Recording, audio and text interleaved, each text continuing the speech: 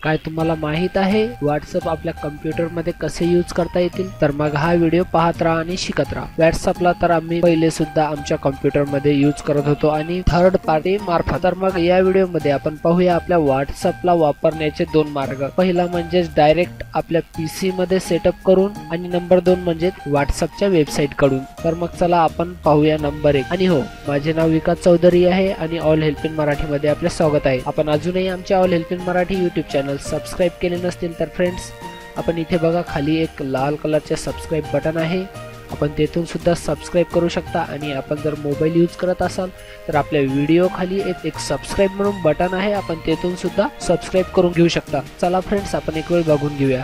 आपण इथे बघा फ्रेंड्स माझ्याकडे क्रोम ब्राउझर आहे आणि क्रोम ब्राउझर मध्ये आपण इथे बघा माझ्याकडे गुगल पेज आहे। तर मी गुगल पेज मध्ये एक वेळ सर्च करून घेतो। आपण इथे बघू शकता फ्रेंड्स मी अगोदरच व्हॉट्सअप विंडोज 7 32 बिट म्हणून सर्च केले होते, आपण सर्च करून घ्या। आपण इथे बघा माझ्याकडे एक व्हॉट्सअप फॉर विंडोज 7 0.22732 म्हणून एक 32 बिटचे सेटअप आहे फॉर विंडोज। तर मग चला आपण याच्यावर एक वेळ क्लिक करून घेऊया। आपण इथे बघा माझ्याकडे एक व्हॉट्सअप विंडोज 7 32 बिट म्हणून एक सेटअप आहे। तर आपल्याला इथे वर्जन सिलेक्ट करायचं आहे। तर चला मी याच्यातला एक कुठलाही एक वर्जन सेट करून घेतो। इथे एक वर्जन सिलेक्ट करून घेतो।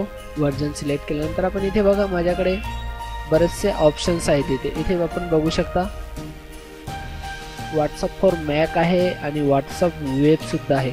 आपण व्हॉट्सअप वेब मार्फत सुद्धा व्हॉट्सअप लॉग इन करू शकता इथे। त्याच्यानंतर आपण इथे WhatsApp for 32 bit latest version, पण हा लेटेस्ट वर्जन सुद्धा डाउनलोड करू शकता। त्याच्यानंतर आपण इथे खाली बघू शकता बरेचसे ऑप्शन्स आहेत व्हॉट्सअप यूज करण्याचे। आपण इथे बघा friends download WhatsApp for Windows 7 latest 32 बिटचे वर्जन आहे, आपण इथून सुद्धा डाउनलोड करू शकता। जर आपण या वेबसाईटला आपण इथून जाऊन डाउनलोड करू शकता। जर आपल्याकडे जर लिंक नसेल तर मी माझ्या डिस्क्रिप्शन मध्ये ही लिंक टाकून देतो आणि तुम्ही तेथून सुद्धा डाउनलोड करू शकता। तर मग चला मी इथून एक वेळ व्हॉट्सअप फॉर विंडोज 7 लेटेस्ट जे वर्जन आहे ते मी डाउनलोड करून घेतो माझ्या कम्प्युटर मध्ये। माझ्याकडे डाउनलोड मॅनेजर आहे आणि डाउनलोड मॅनेजर मध्ये आपण इथे बघा मी ऑलरेडी डाउनलोड केलेलं आहे। तर एक मेसेज येत आहे की आपण ऑलरेडी इथे सब वेब आहे ते डाउनलोड केलेले आहे, ते आपल्याला सांगत आहे ते पुन्हा पुन्हा डाउनलोड करायचे आहे किंवा नाही। तर चला मी याला कॅन्सल करून टाकतो। जर आपल्याकडे जर हे सेटअप नसतील तर फ्रेंड्स आपण इथून डाउनलोड करून घ्या। आपण इथे बघा फ्रेंड्स माझ्याकडे व्हॉट्सअप ऑलरेडी इन्स्टॉलेड आहे। तर जसे की आपण इथे बघू शकता माझ्याकडे आपण इथे बघा फ्रेंड्स माझ्याकडे व्हॉट्सअपचे सेटअप आहे तिथे ऑलरेडी।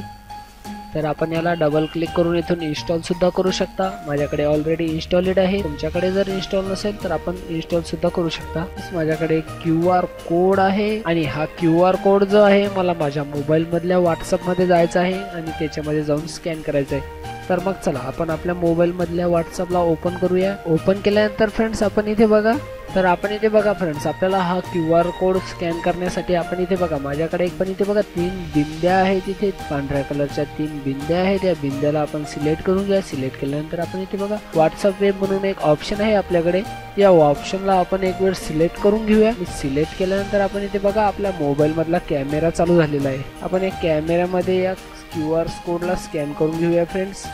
आपण इथे बघा फ्रेंड्स माझा व्हॉट्सअप इथे ऑन झालेला आहे। इथे बघा माझे व्हॉट्सअप मध्ये सर्व काही मेसेज मला इथे येत आहेत, दाखवत सुद्धा आहे। तर अशा प्रकारे आपण आपल्या मोबाईलच्या व्हॉट्सअपला कम्प्युटर मध्ये यूज करू शकता। तर मग चला आपण नंबर 2 बघून घेऊया। नंबर 2 म्हणजे आपण इथे बघा आपल्याला आपल्या क्रोम ब्राउझर मध्ये जायचं आहे। क्रोम ब्राउझर मध्ये गेल्यानंतर आपण इथे बघा व्हॉट्सअप वेब सर्च करायचं आहे आपल्याला। व्हॉट्सअप वेब सर्च केल्यानंतर आपण इथे बघा व्हॉट्सअप वेब मध्ये आल्यानंतर आपण इथे बघू शकता येथून सुद्धा आपल्या मोबाईलला QR कोड स्कॅन करून बघा व्हॉट्सअप वेब ऑन झालेला आहे। व्हॉट्सअप वेब मध्ये सुद्धा आपण इथे बघा फ्रेंड्स व्हॉट्सअप वेब वर सुद्धा एक QR कोड आहे। हा QR कोड आपल्या मोबाईल मधून सुद्धा हा कोड सुद्धा आपण आपल्या मोबाईल मधून स्कॅन करू शकतो। तर आपण याला सुद्धा इथून स्कॅन करून इथून सुद्धा आपल्या मोबाईलला यूज करू शकतो। मग हे बघा माझ्याकडे एक व्हॉट्सअप वेब आहे पुन्हा, व तुम्ही ऑलरेडी एका कम्प्युटरमध्ये यूज करत आहात।